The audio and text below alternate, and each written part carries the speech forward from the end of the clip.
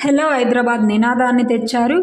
AP files పట్టుకొని అమెరికాలో 14 రోజులు ఉండి 5 నిమిషాల అపాయింట్మెంట్ కోరిన బిల్గేట్స్ దాదాపుగా 45 నిమిషాలు పీపీటీని స్వయంగా సిబిఎన్ గారే ప్రజెంట్ చేసి మైక్రోసాఫ్ట్ని హైదరాబాద్లో పెట్టడానికి ఒప్పించారు. ఎంతో మంది బిజినెస్ మ్యాన్స్ని కలిసి హైదరాబాద్లో కంపెనీలు పెట్టమని రిక్వెస్ట్ చేశారు. 1998లో నిర్మించిన సైబర్ టవర్స్ తోటి హైదరాబాద్కి, ఏపీకి, భారతదేశ వ్యాప్తంగా పేరు వచ్చింది. అనేక కంపెనీలు ఏపీలో పెట్టడానికి ముందుకు రాగా అడవులుగా ఉన్న భూములను మార్చి హైటెక్ సిటీగా నిర్మించారు. భవిష్యత్తులో ఎవరు వచ్చినా మార్చలేని ఎకో సిస్టమ్ క్రియేట్ చేశారు. ఇలా ఐటీ రంగంలో 50,000 ఉద్యోగాలు కల్పించారు.